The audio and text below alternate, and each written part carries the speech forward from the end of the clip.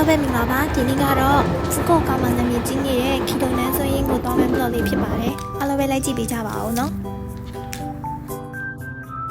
この列車は10時6分発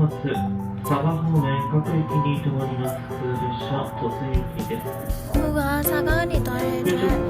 2 နာရီလောက်တော့ရထားစီးရတယ်ပေါ့နော်ဆိုတော့ရောက်ပါပြီဖူကိုကာနဲ့နေတဲ့သူတွေအတွက်ဒီနေရာကမသွားမဖြစ်သွားတဲ့နေရာလေးလို့ထင်ပါတယ်ဘူရာကနေဆင်းပြီးတာနဲ့ဒီလမ်းလေးအတိုင်းပဲဆက်သွားလိုက်လို့ရတယ်ပေါ့နော်ဘယ်သွားရမလဲလို့စိတ်ပူစရာမလိုပါဘူးအရှိမလဲကိုစီသွားနေတဲ့အတွက်ကြောင့်သူတို့တိုင်းလိုက်သွားလိုက်ရပါတယ်ဒီနေရာလေးကဘာစိတ်ကူနဲ့လှုပ်ထားလဲတော့မသိပေမဲ့အရန်သဘောကျပါတယ်တောင်တန်းတွေနဲ့ရာသီဥတုနဲ့ဒီလုံးတန်လေးတွေနဲ့အရန်နေလို့ထိုင်လို့ကောင်းပါတယ်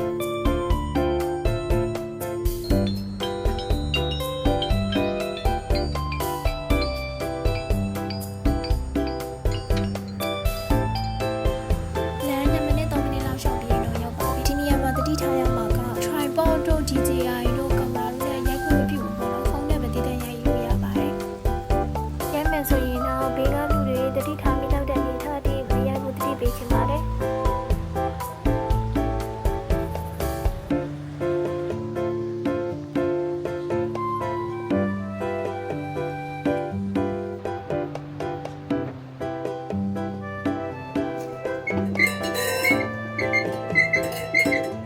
ဂျပန်လူမျိုးတွေရဲ့ဆိုရင်နိုင်ငံသားတွေအနေနဲ့ဝင်ကြီးကတော့ပေးရတယ်ပေါ့နော်။ကို့မှာတကယ်လို့ဇိုင်း뉴ကတ်တို့မိုင်းနံပါတ်ကတ်တို့ရှိတယ်ဆိုရင်တော့ပေးစရာမလိုပါဘူး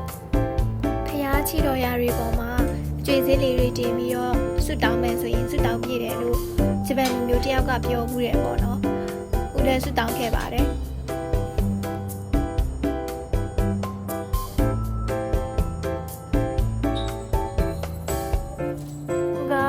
ဟာကတောက်လည်းဝင်ဦးမှာဆိုတော့နောက်ကျမှဆိုလို့စောပြန်ထွက်ခဲ့ပါတယ်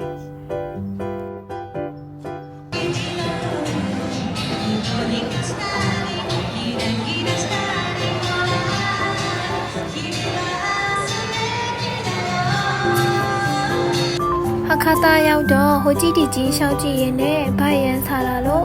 ဟာကတာဘူတာတွေမှာလည်းရှိတယ်ဟိုတို့မောင်ဆိုင်တွေမှာဝယ်စားဖြစ်ပါတယ်ဆိုင်တွေကတော့မသိတော့ဘူးပေါ့နော်